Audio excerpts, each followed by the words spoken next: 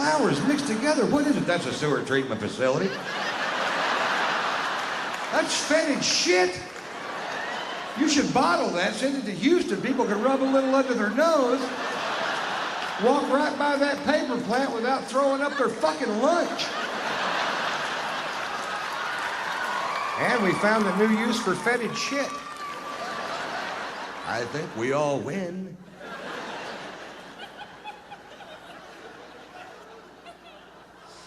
Actually, the reason I brought it up, I'm from Houston. I don't live there anymore, and I was just back in town doing some shows. And one morning I was reading the Houston Chronicle, and there was an article in the paper about that particular paper plant, and it said in the article that depending on which way the wind was blowing, that 2 million people could smell the stench produced by this one paper plant at a time.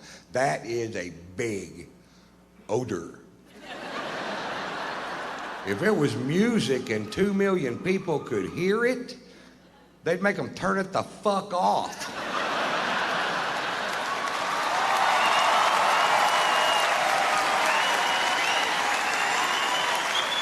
Because it's a smell, it's okay? No, it's not okay. Find a way to make paper that doesn't stink. It's not like you're trying to make catfish bait out of cabbage, goddammit. You're making paper out of wood. Paper doesn't stink, wood doesn't stink. You're doing something to make it stink. Fucking quit.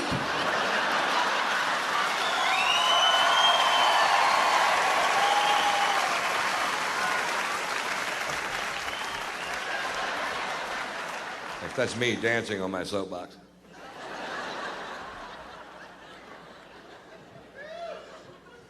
I love this country. I consider myself a patriot. I met my first wife during the Vietnam War. She was from this quaint little village outside of Phnom Penh. I can never pronounce that word. Vancouver.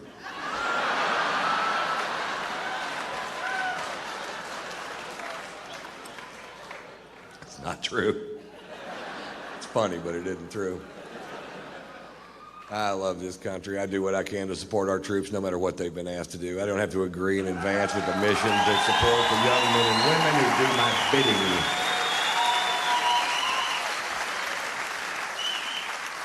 Last year I went on a UFO tour. UFO.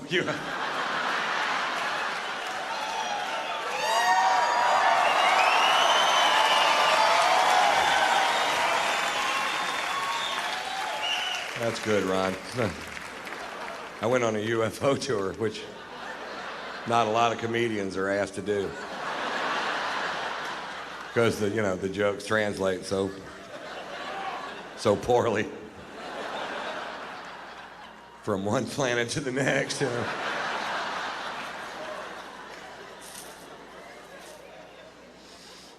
These are legal aliens.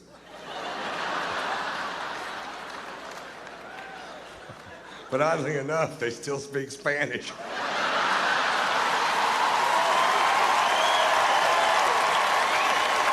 I went on a USO tour, and I'll tell you the difference. Earthlings. I was in Germany for 10 days doing shows for troops going into and coming out of Iraq and Afghanistan, and they asked me to go to Iraq, and I was like, fuck you, man. I'm not going to that shithole. I'm 50 and fat. I'll get shot. I couldn't dodge a goddamn donut if you threw it at me.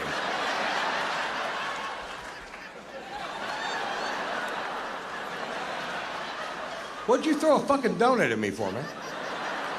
You hit me right in the heart, dude. And then when we filmed Blue Collar 3, we filmed it in Washington, D.C., and the fine folks at the USO asked us to spend the day at Walter Reed Hospital.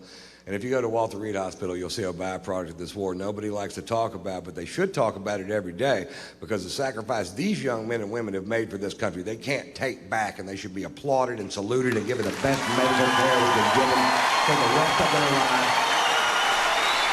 And they should not live in abject poverty because they made a sacrifice to the greatest nation on this planet. And if we fail there, we fail everywhere we can fail, folks.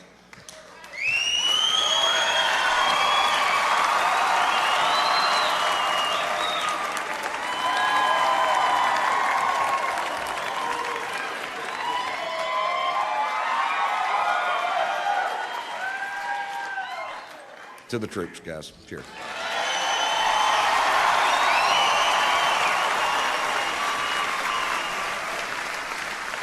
I'll tell you one USO story. We're going from room to room visiting these amazingly brave Americans at Walter Reed.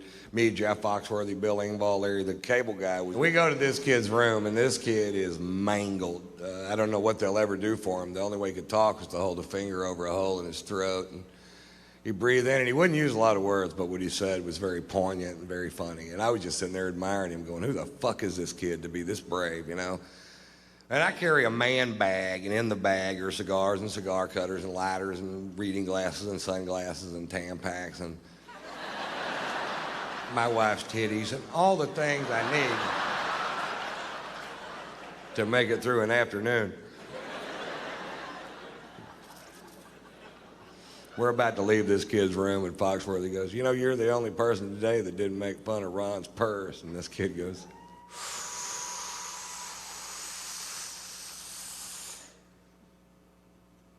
pussy.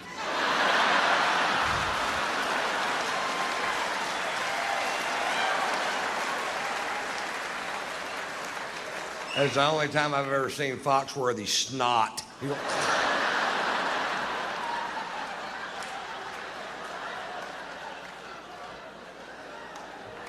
He called you a pussy, dude. Or however he talks. I love this country. I don't think this country's perfect, but I don't think any country is. And I think there are ways I could help improve this country, but nobody in Washington will listen to me because of my behavioral problem. There are three ways I think I could improve this country. I could improve the heightened state of awareness system in this country. I could help fund the war in Iraq. And there's an immigration problem. They want to build a wall all the way from the Gulf of Mexico to the Pacific Ocean, to a specific ocean, which they've already chosen.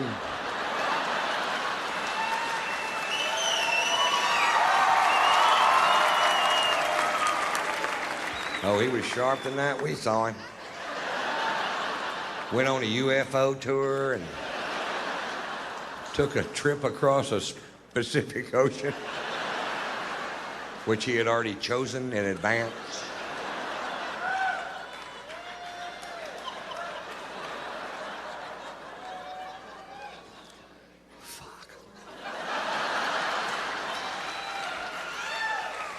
Folks, I believe in my heart that the Department of Homeland Security's color-coded heightened state of awareness system might be the most useless thing ever shoved down the throats of the American people.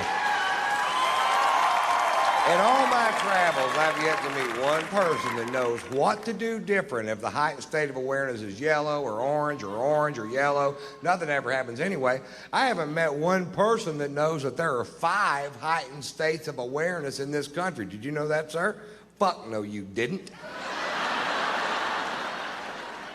Oh, no. Blue, green, yellow, orange, and red. Apparently, when the heightened state of awareness is blue, you don't even need sunscreen. You can just walk outside naked. You can't even burn my cock.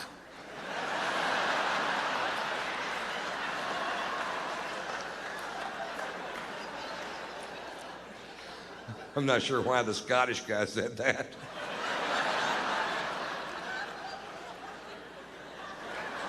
You can't even burn my cock.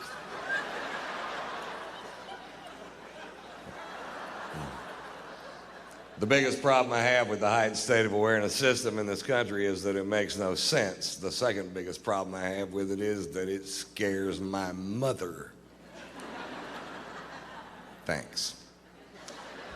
The last time the heightened state of awareness switched from yellow to orange, my mother called me, and my mother is very rural, as am I. And mother called me and she goes, the heightened state of awareness just switched to orange. I said, I know, Mother, I was watching television. She goes, I don't know what to do. I said, Mother, nobody knows what to do. They didn't even print a flyer with this program. But since we were attacked on 9/11, Mama, we've all been in a general heightened state of awareness. She goes, I don't know what that means. I said, well, Mom, if you're getting on an airplane and the person in front of you has 7 H's in their name and a basket of fucking cobras.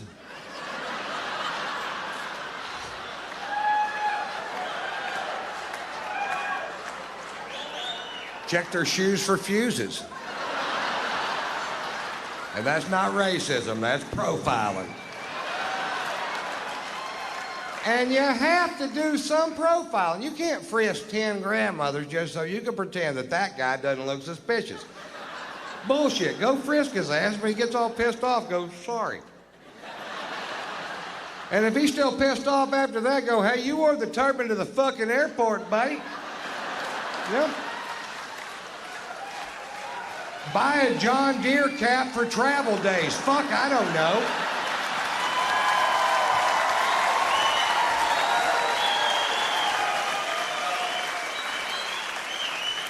Buy a John Deere turban. Do they make them? I'm sorry, we're a little edgy.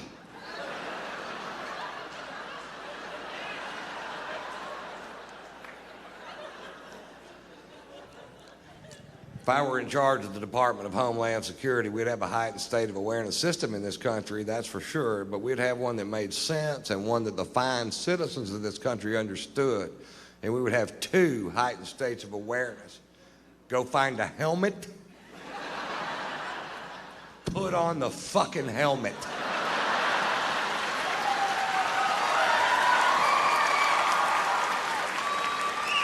That way I know what to say to my mother when she calls. I don't know what to do. It's put on a fucking helmet, damn. Put on a fucking helmet, Mom. That strap goes under your chin, Mother.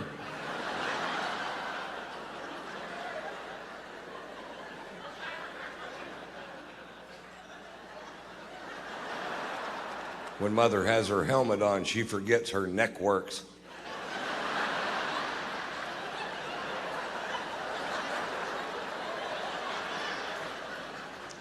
Just turn your head, Mom.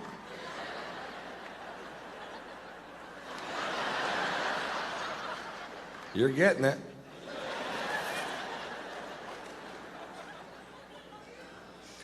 We find ourselves, folks, in the middle of a war we can't afford financially. I won't address any other aspect of the war this evening, but it is time to refit the biggest army the world has ever seen. And here's the problem. We're broke. We ain't got no money. We're still writing checks like you do in real life. Just praying to God somebody will cash one of these useless son of a bitches, you know? You're $17 trillion in debt. You still got a checkbook, really?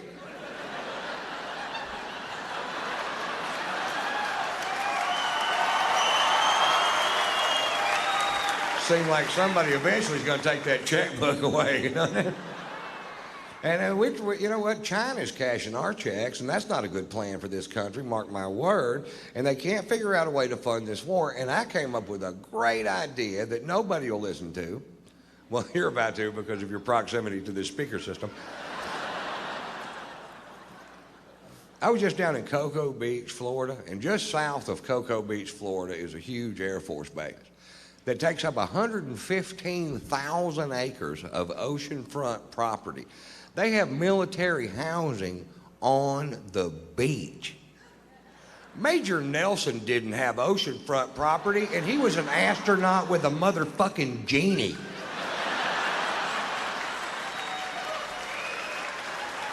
If you gotta have oceanfront, join the Navy, that's all I'm saying. And back that base up 15 miles and let us sell this asset to help pay for this war effort. We can sell it to Israel. They've got a lot of cash. They need a place to stay. That shit ain't working out for them over there. And it's the only part of Florida they don't already own. And we take the money we make from selling the rest of Florida to Israel. We buy Mexico, fix it up, and flip it.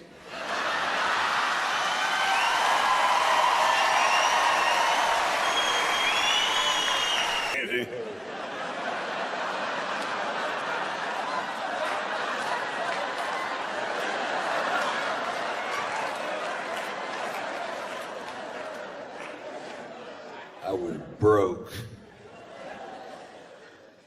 I owe the IRS a bunch of money because I don't understand how that works.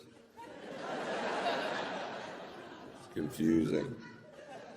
When I started doing stand-up, they said that made me an independent contractor, and they said I needed to start filing my taxes quarterly, which I thought meant every 25 years.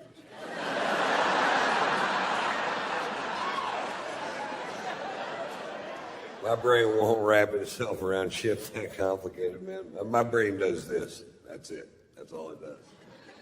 I have attention deficit disorder. I have learning disabilities. I don't have a high school diploma. I'm smart, but you can't prove it on paper. I do have a GED, and if you don't know what GED stands for, you probably got one too.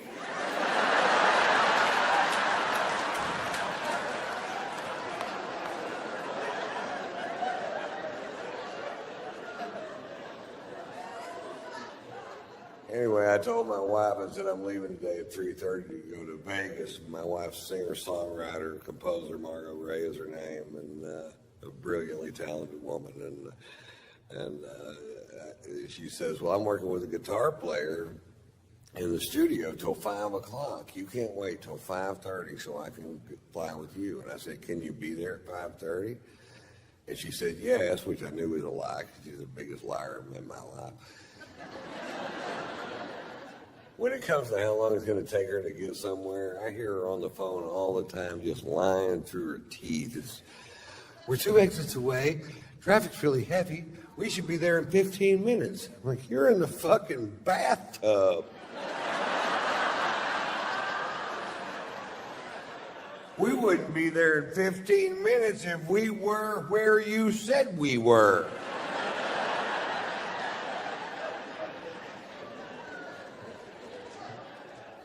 But I told her, I said, you get there at 5:30, you can fly with me. But let me tell you something, sugar tits. At 5:31, I am wheels up and I am fucking gone. I said that. Not very loud.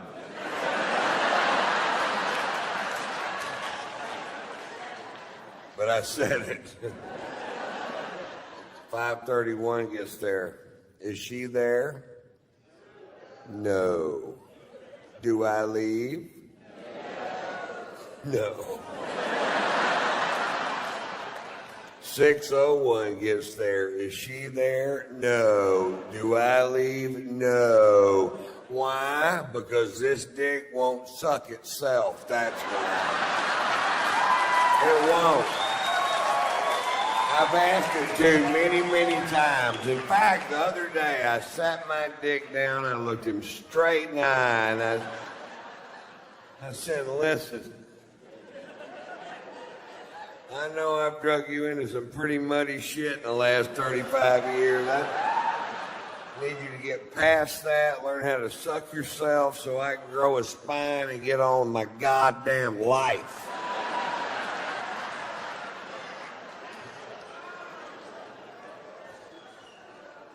It went in one ear and out the other.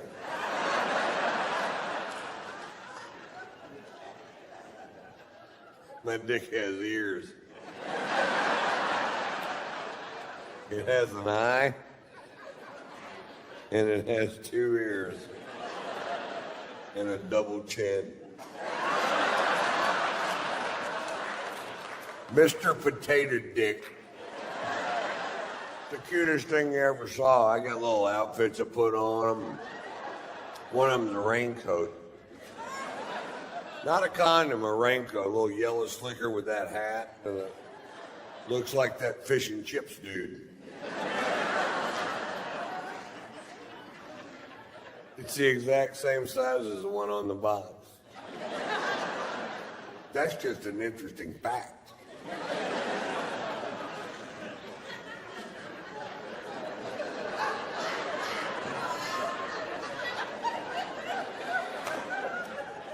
What is it, Ron? An interesting fact. Anyway, so we go see Love and Beatles Cirque du Soleil show. I'm a huge fan of the Beatles, and I just love their music, always have. And Cirque's always fun, and our shows are at the same time, so I'd never been able to see it. And I got 8 people from my camp. My wife's sitting next to me. We have great seats because I work for the Mirage, and everything's perfect except right behind me, these 2 chicks are just jabbering. Not about the show, just jabbering. Just jabber, jabber, can't shut up. Jabber, jabber, won't shut up. Jabber, fucking jabber, jabber. The kind of chicks that could talk around a blowjob. Well, I told him all day, if you don't fix that goddamn screen door, I'm going to come out this time. I'm going to hurt some fucking people. If I come on one more time, that baby got a shitty diaper wrapped around his ass, I'm going to goddamn, I'm going to go to the swap meet and get a dress to wear to Arby's on Sunday with And I turned around and looked. I noticed her husband were with them. I figured they're at a gun show trying to find a way out of this fucking thing.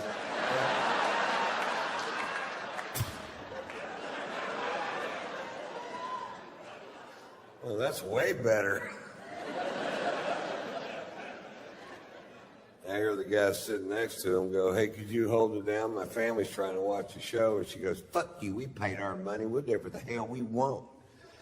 And I'm just steaming fucking pissed. They're ruining my goddamn night. I can't hear anything but that. I've been waiting for a year to fucking see this show. And I turned around and very politely,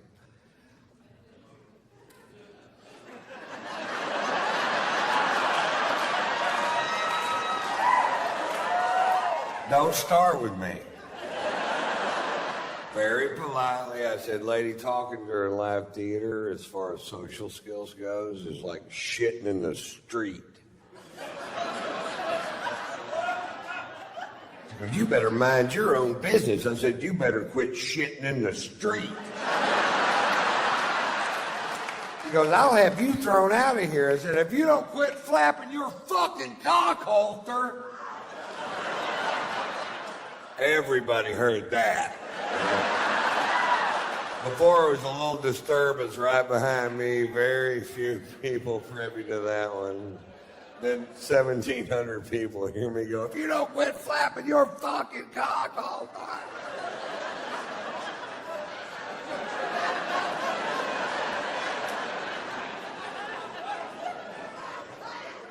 This is all at a show called Love, by the way.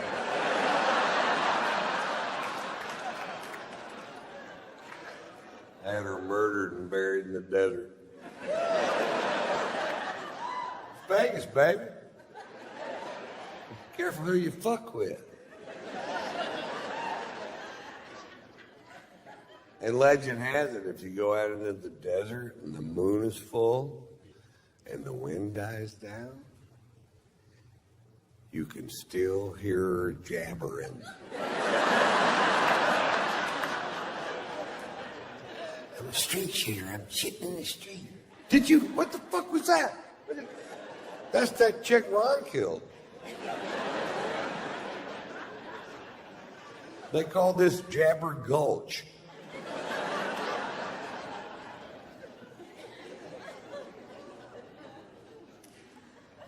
My favorite thing about playing Vegas is I get to play this golf course called Shadow Creek, which is one of the most exclusive golf courses in the world. I worked for them 3 years, didn't even know it existed because they knew if I found out it existed that I'd pester the fuck out of them until they put it in my contract, which is exactly what happened. It's amazing. This golf course is just fucking so tricked out. The first time I walked through the gates, I was like, nobody's stopping me. It's where all the pros play when they're in Vegas. And I was out there this summer, and Tiger Woods was out there just dicking around.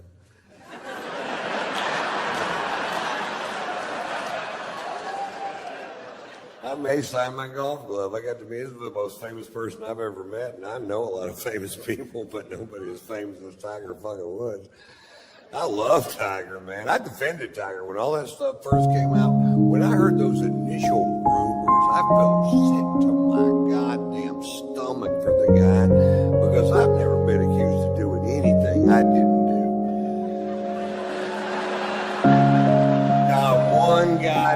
time. I did it every single time. Not once could I go, no, that was Glenn Campbell. Hey, a lot of things smell like strippers.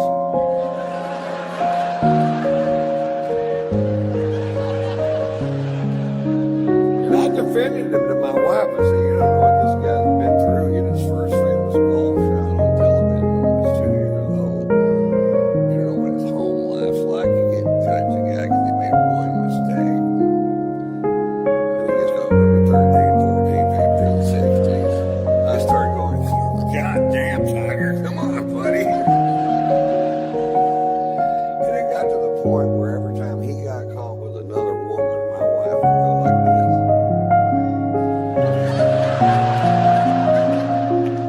What?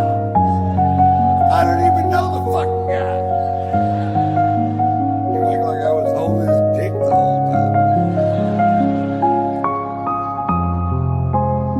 We watched him make that long apology on television, and afterwards my wife goes, well, do you think a guy like Tiger could quit cheating on his wife? And I said,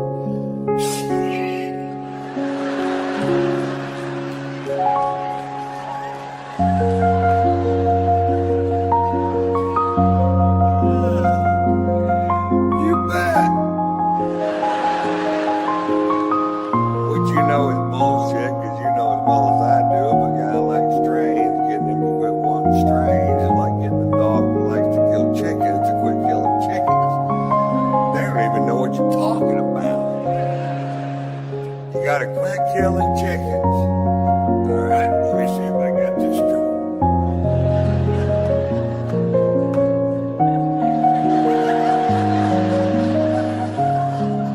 I can still kill chickens.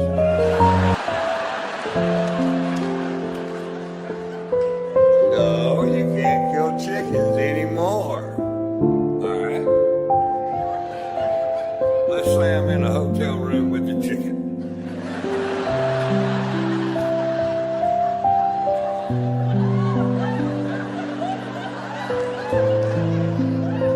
Let's say the chicken just wants to touch me. Can I kill that chicken?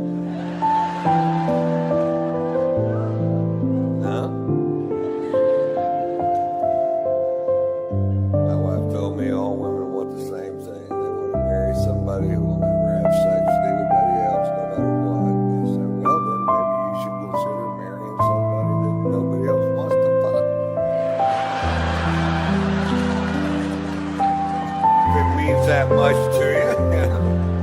Don't marry the most famous golfer in the world. Marry the most famous frisbee golfer in the world. Ain't no way to fuck that dude.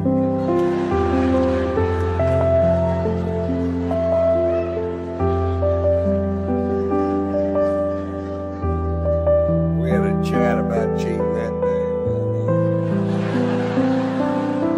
My wife told me, she goes, listen, let's get this straight. Sex is sex, period.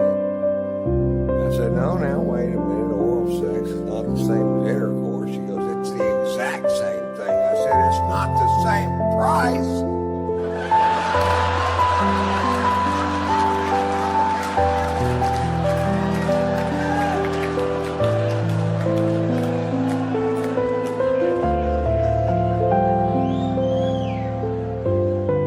I heard that on the radio.